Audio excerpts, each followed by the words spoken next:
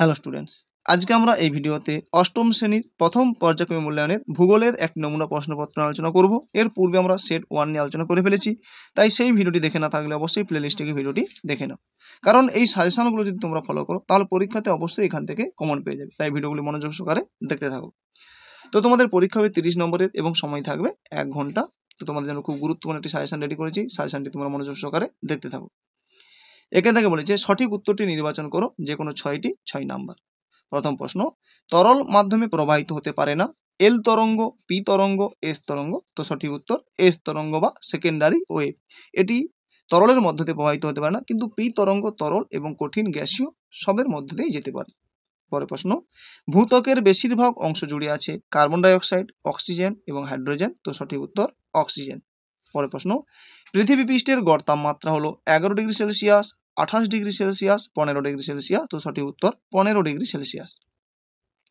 পরের প্রশ্ন, গুরুমণ্ডলের ক্রোফেসীমা ও নিফেসীমার মাঝে আছে রেপিত্তি বিযুক্তি রেখা, কনরাড বিযুক্তি রেখা, গুটেনবার্গ বিযুক্তি রেখা। তো সঠিক উত্তর রেপিত্তি বিযুক্তি রেখা।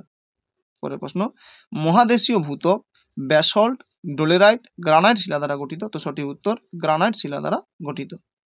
আচ্ছা, এখানে একটা স্পেলিং মিস্টেক হয়েছে, তোমরা এটা ঠিক করে নেবে। ক্লোফেসীমা নয় ক্রোফেসীমা, কয় রফলা হবে, ল হয়ে গেছে। পরের প্রশ্ন, পৃথিবীর অভ্যন্তরে কেন্দ্রমণ্ডল স্তরটি 3000 কিলোমিটার, 3500 কিলোমিটার এবং 4000 কিমি পুরু। তো সঠিক উত্তর 3500 কিমি পুরু। পরের দুই দাগে দেখো, যে নিচের বাক্যগুলি কোনটি শুদ্ধ কোনটি অশুদ্ধ লেখো। দুটি করতে হবে, 2 নাম্বার। প্রথম প্রশ্ন, ভুটানের প্রধান ভাষা হলো জাংথা। এটি অবশ্যই শুদ্ধ। পরের প্রশ্ন, মূল্যবান রত্ন হিসেবে শ্রীলঙ্কার পদ্মরাগমণি খ্যাতি পৃথিবী জোড়া। এটা অবশ্যই অশুদ্ধ। পরের প্রশ্ন, পূর্ণ বাক্যে উত্তর দাও দুটি। প্রথম প্রশ্ন, নেপাইদাও কোন দেশের রাজধানী। তো নেপাইদাও মায়ানমারের রাজধানী। পরের প্রশ্ন, ক্যারেজ প্রথা বলতে কি বোঝো। তো পাকিস্তানের পশ্চিমের শুষ্ক অঞ্চলে মাটির নিচে সুড়ঙ্গ কেটে কৃষিক্ষেত্রে জল নিয়ে যাওয়ার প্রথাকে ক্যারেজ প্রথা বলে। এই প্রশ্নটি মোস্ট ইম্পর্টেন্ট একটি প্রশ্ন। পরের প্রশ্ন, সার্কের সদস্য দেশগুলির নাম লেখো। তো সার্কের সদস্য দেশের সংখ্যা হলো 8টি। তো ভারত, বাংলাদেশ, নেপাল, ভুটান, শ্রীলঙ্কা, পাকিস্তান, মালদ্বীপ ও আফগানিস্তান। পরের প্রশ্ন, এমন দুটি প্রতিবেশী দেশের নাম লেখো যাদের সমুদ্র বন্দর নেই। তো এমন দুটি প্রতিবেশী দেশ হলো নেপাল ও ভুটান। পরের প্রশ্ন, মায়ানমারে কি কি ধরনের অরণ্য দেখা যায়।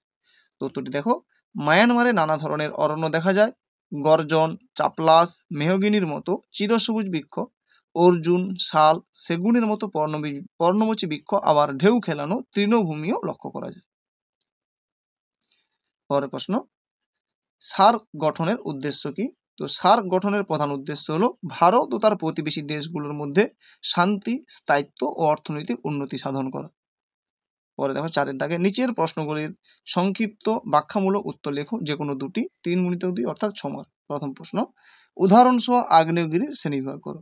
তো আগ্নেয়গিরির প্রকৃতি ও অনুৎপাতের সময়কালের ব্যাপ্তি অনুসারে আগ্নেয়গিরিকে প্রধানত 3 ভাগে ভাগ করা যায়, যথা জীবন্ত বা সক্রিয় আগ্নেয়গিরি, সুপ্ত আগ্নেয়গিরি এবং মৃত আগ্নেয়গিরি।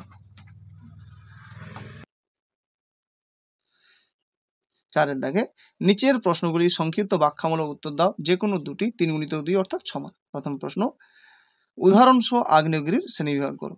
তো আগ্নেয়গিরির প্রকৃতি ও অনুৎপাতের সময়কালের ব্যাপ্তি অনুসারে আগ্নেয়গিরিকে প্রধানত 3 ভাগে ভাগ করা যায়, যথা জীবন্ত বা সক্রিয় আগ্নেয়গিরি, সুপ্ত আগ্নেয়গিরি এবং মৃত আগ্নেয়গিরি। তো একে বলছে জীবন্ত বা সক্রিয় আগ্নেয়গিরি। তো যেসব আগ্নেয়গিরিগুলো সৃষ্টি হওয়ার পর থেকে অবিরামভাবে অথবা প্রায়শই অনুৎপাত ঘটে চলেছে তাদের সক্রিয় আগ্নেয়গিরি বলে। যেমন হাওয়াই দ্বীপের মৌনা লোয়া, ভারতের ব্যারেন, ইতালির ভিসুভিয়াস, এরা অবিরাম আগ্নেয়গিরির উদাহরণ। আর ইতালির স্ট্রম্বলি, এটি একটি সবিরাম আগ্নেয়গিরির উদাহরণ। পরে সুপ্ত আগ্নেয়গিরি, না এই ধরনের আগ্নেয়গিরি একবার অনুৎপাতের পর দীর্ঘকাল নিষ্ক্রিয় থাকে, এদের সুপ্ত আগ্নেয়গিরি বলে। যেমন জাপানের ফুজিয়ামা, ইন্দোনেশিয়ার কাকরাতোয়া। এই উদাহরণগুলো তোমরা খুব ভালো করে মনে রাখবে, কারণ এখান থেকেও প্রশ্ন হতে পারে। পরে রয়েছে মৃত আগ্নেয়গিরি, যেসব আগ্নেয়গিরিগুলো অতি প্রাচীনকালে বিস্ফোরণ ঘটিয়েছে কিন্তু ভবিষ্যতে অনুৎপাতের সম্ভাবনা প্রায় নেই, তাদের মৃত আগ্নেয়গিরি বলে। যেমন মায়ানমারের পোপো, এই উদাহরণটা খুবই ইম্পর্টেন্ট, এই মায়ানমারের পোপো। পরে দেখো দিয়ে কি বলেছে, ভূমিকম্পের প্রাথমিক তরঙ্গ অর্থাৎ পি বা প্রাইমারি ওয়েভ এবং দ্বিতীয় পর্যায় তরঙ্গ বা সেকেন্ডারি ওয়েভের মধ্যে পার্থক্য লেখো। তো পার্থক্যটি দেখে নাও, পি তরঙ্গ এবং এস তরঙ্গ। তো যে ভূমিকম্প তরঙ্গ ভূপৃষ্ঠে প্রথম ধরা পড়ে তাকে প্রাথমিক বা পি তরঙ্গ বলে, আর যে তরঙ্গ পি তরঙ্গের পর ভূপৃষ্ঠে পৌঁছায় তাকে গৌণ বা সেকেন্ডারি তরঙ্গ বলে। পি তরঙ্গ সবচেয়ে শক্তিশালী তরঙ্গ এবং পি তরঙ্গের থেকে কম শক্তিশালী হয় এস তরঙ্গ। কঠিন, তরল, গ্যাসীয় মাধ্যমের মধ্য দিয়ে যেতে পারে, আর কেবলমাত্র কঠিন মাধ্যমের মধ্য দিয়ে যেতে পারে। ক্ষয়ক্ষতির পরিমাণ কম, ক্ষয়ক্ষতির পরিমাণ তেমন নেই। পরে দেখো যে অভিসারী পাত সীমানাকে বিনাশকারী পাত সীমানা বলা হয় কেন? তো অভিসারী পাত সীমান্তকে বিনাশকারী পাত সীমান্ত বলার কারণ, এক, মহাদেশীয় ও মহাসাগরীয় পাত পরস্পরের দিকে অগ্রসর হলে ভারী মহাসাগরীয় পাত মহাদেশীয় পাতের নিচে প্রবেশ করে এবং সামুদ্রিক খাত সৃষ্টি করে, যেমন প্রশান্ত মহাসাগরের মারিয়ানা খাত। পরে দুই, নিমজ্জিত পাতের কিছু অংশ অ্যাস্ট্রোস্ফিয়ারে প্রবেশ করে অত্যধিক উষ্ণতায় গলতে থাকে। এইভাবে দুটি পাতের সংঘর্ষ হলে নিমজ্জিত অংশটি ধ্বংসপ্রাপ্ত হয়, তাই অভিসারী পাত সীমানাকে বিনাশকারী বা ধ্বংসাত্মক পাত সীমানা বলে।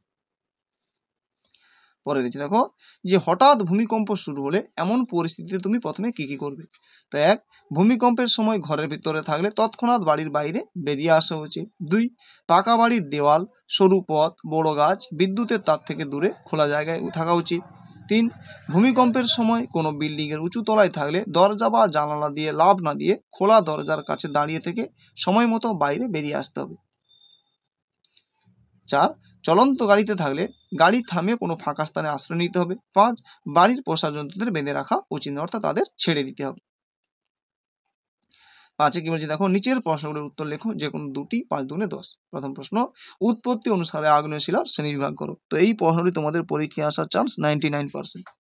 তো উত্তরটি দেখে নাও যে উৎপত্তি অনুসারে আগ্নেয় শিলা দুই প্রকার, যথা নিঃসারী আগ্নেয় শিলা ও উদ্বেদী আগ্নেয় শিলা।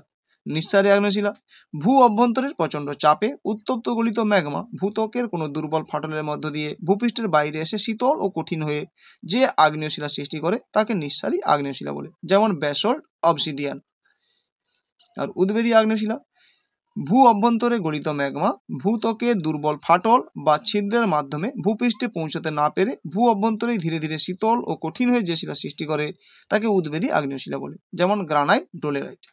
দেখো উদ্বেদী আগ্নেয় শিলাকে আবার দুভাগে ভাগ করা যায়, উপপাতালিক শিলা এবং পাতালিক শিলা। তো উপপাতালিক শিলা ম্যাগমা ভূ অভ্যন্তরে কোনো ফাটল বা ছিদ্রপথে ধীরে ধীরে শীতল ও কঠিন হয়ে যে শিলা সৃষ্টি করে তাকে উপপাতালিক শিলা বলে, যেমন ডোলেরাইট।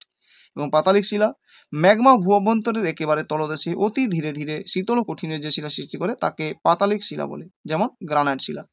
এই প্রশ্নটা তোমরা খুব ভালো করে রেডি করবে। পরের প্রশ্ন রয়েছে শিলা চক্রের সংক্ষিপ্ত বিবরণ দাও। তো উত্তরটি দেখে নাও, ভূ অভ্যন্তরের উত্তপ্ত ম্যাগমা ভূপৃষ্ঠের কোনো দুর্বল ফাটল বা ছিদ্রপথ দিয়ে অগ্নুদ্গমের মাধ্যমে ভূপৃষ্ঠে লাভারূপে এসে অথবা ভূত্বকের মধ্যেই শীতল ও কঠিন হয়ে আগ্নেয় শিলার সৃষ্টি করে। তারপরে দেখো যে পরে এই শিলা নদী, বায়ু, হিমবাহ প্রভৃতি প্রাকৃতিক শক্তি দ্বারা ক্ষয়প্রাপ্ত ও অপসারিত হয়ে সমুদ্র, হ্রদ বা নদীর তলদেশে বহুকাল ধরে সঞ্চিত ও কঠিন হয়ে পাললিক শিলায় পরিণত হয়। তারপরে এই আগ্নেয় ও পাললিক শিলা দু ধরনের শিলায় অত্যধিক তাপ, চাপ ও রাসায়নিক বিক্রিয়ায় পরিবর্তিত হয়ে রূপান্তরিত শিলায় পরিণত হয়। এই রূপান্তরিত শিলা বিভিন্ন প্রাকৃতিক শক্তির দ্বারা ক্ষয়প্রাপ্ত ও অপসারিত হয়ে সমুদ্র, হ্রদ বা নদীর তলদেশে সঞ্চিত হয়ে পাললিক শিলায় পরিণত হয়। আবার এই তিন ধরনের শিলাই ভূ আলোড়নের ফলে ভূগর্ভে প্রবেশ করে ম্যাগমাতে পরিণত হয়। এই ম্যাগনা হয়ে গেছে, ম্যাগমা করবে তোমরা। এই ম্যাগমা থেকে আগ্নেয় শিলার সৃষ্টি হয়। এইভাবে প্রকৃতিতে শিলার উৎপত্তি, এক শিলা থেকে অন্য শিলায় রূপান্তর চক্রাকার আবর্তিত হয়ে চলেছে। একেই বলা হয় শিলাচক্র বা এই প্রক্রিয়াকে শিলাচক্র বলে। পরের প্রশ্ন, স্ট্যালাকটাইট ও স্ট্যালাকমাইট বলতে কি বোঝো? প্রকৃতির উপর খনিজের প্রভাব লেখো। তো স্ট্যালাকটাইট ও স্ট্যালাকমাইট চুনা পাথরের গুহার ছাদ থেকে বিভিন্ন ফাটল বা দারণ থেকে চুন মিশ্রিত জল নিচে নেমে আসে ও জল বাষ্পীভূত হয়ে চুনের ঝুড়িগুলি স্তম্ভের মতো নিচের দিকে বাড়তে থাকে। একে বলা হয় স্ট্যালাকটাইট। অর্থাৎ উপর থেকে যখন নিচের দিকে ঝুলে থাকবে তখন তাকে বলা হয় স্ট্যালাকটাইট, এবং নিচ থেকে যখন উপর দিকে যাবে তখন তাকে বলা হয় স্ট্যালাকমাইট। দেখো যখন চুন মিশ্রিত জল মেঝেতে পড়ে ও চুন জমা হয়ে উলম্ব স্তম্ভ ছাদের দিকে অগ্রগামী তাকে বলা হয় স্ট্যালাকমাইট। পরে দেখো প্রকৃতিতে খনিজের প্রভাব। উত্তরটি দেখে নাও, প্রকৃতিতে খনিজের প্রভাব খুব স্পষ্ট। লোহা অথবা বক্সাইট সমৃদ্ধ ভূমির উপরিস্তর বেশ শক্ত লাল রঙের হয়। আবার জিপসামযুক্ত ভূমি নরম হালকা হলুদ রঙের হয়। নরম ক্যালসাইট খনিজ থাকলে তা চুনাপাথরের সৃষ্টি করে এবং যথেষ্ট ক্ষয়প্রবণ হয়। খনিজ তেল, প্রাকৃতিক গ্যাস যেখানে পাওয়া যায় সেই অঞ্চল যথেষ্ট নরম, সছিদ্র এবং প্রবেশ্য পাললিক শিলা দ্বারা তৈরি হয়ে থাকে। অতিরিক্ত খনিজযুক্ত মাটির উর্বরতা কম, ফলে চাষবাস ভালো হয় না। ভারতের ছোটনাগপুর মালভূমি অঞ্চলে বিভিন্ন খনিজ সম্পদ যেমন লোহা, তামা, বক্সাইট, ম্যাঙ্গানিজ, ডলোমাইট, অভ্র প্রভৃতি প্রচুর পরিমাণে পাওয়া যায় বলে একে ভারতের খনিজ ভাণ্ডার বলে। ছোটনাগপুর মালভূমি মানুষের প্রধান জীবিকা হলো খনিজ সম্পদ উত্তোলন এবং খনিভিত্তিক শিল্প। তো এই ভিডিওতে এই পর্যন্ত। পরবর্তী ভিডিওতে পরবর্তী একটি সাজেশন নিয়ে আলোচনা করব, তাই কোন সাজেশনটি করবো তা অবশ্যই তোমরা কমেন্ট করে জানাও এবং ভিডিওটি একটি লাইক করে তোমার বন্ধুদের মধ্যে শেয়ার করে দাও। তো এই ভিডিওতে এই পর্যন্ত, পরবর্তী ভিডিওতে আমরা পরবর্তী সাজেশন আলোচনা করবো। ধন্যবাদ।